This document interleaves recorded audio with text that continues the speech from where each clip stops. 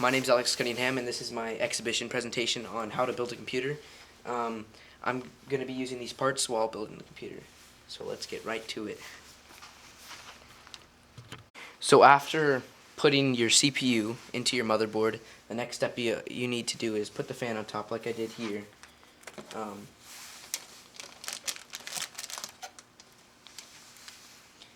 And then what I did was I wrapped the cable around so that I was able to plug in the CPU fan, so then it'll be cooled. So the next step that I did was I laid down my case, and then I'm going to put this onto the back. It's called an I/O shield, and it shields the motherboard's ports from being damaged from the outside. So now I'll be inserting this into the case. What I like to do is put the computer down on its side, so then you could get to it like this. Let me just make sure everything's lined up. Yes, it is.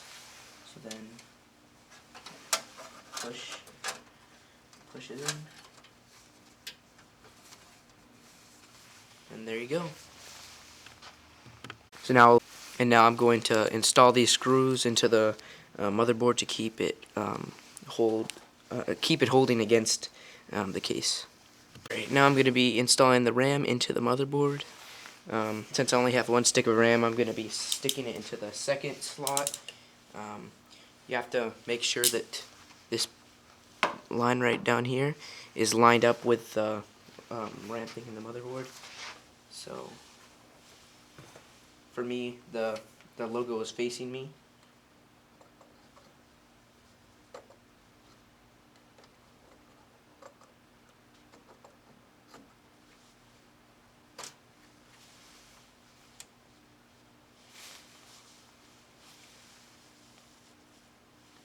There we go. So after putting the motherboard, I standed up the case upright so that I could install the power supply. So first what I did was I put my cables back here through the area where they give us to put our cables behind the case, so then you can't see it, so it looks a lot nicer. Grommet. And now I'm going to be, Through the grommet. Through the grommet. Thanks. So then now I'm going to be screwing the back end of the power supply into the case so that it'll stay put.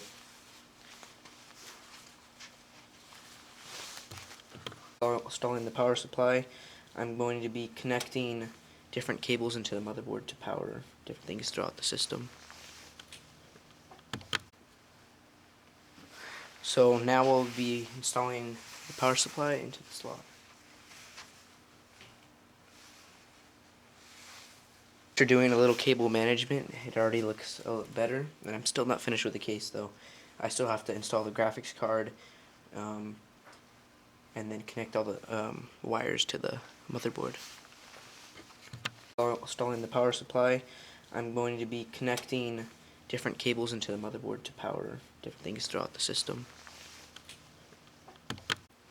After installing the graphics card, I looped the power to the graphics card through the grommet to the back of the case where I could continue to do cable management. After doing cable management, I am able to now see and test my computer to see if it works. Great now. Okay? Great now. Okay? So this is a couple days later after I got finished building the computer, and I decided to wait it out before I made a video showing how it worked, because I wanted to see for myself if it worked well enough. And I have the computer right here, it's on, and it's plugged in, and it's plugged in into my monitor, and I'm able to do anything I would be able to do on a computer. So I was able to accomplish building a computer that works. So I'd really like to thank a couple people for helping me. First of all, my advisory teacher, she brought in the dates so that I could know how to do things. And then Lee from PC Junkie Mods was the person who taught me how to build a computer, and he gave me really good tips and was able to help me so much, so I'm really appreciative of that. So this has been my exhibition, and time to get editing.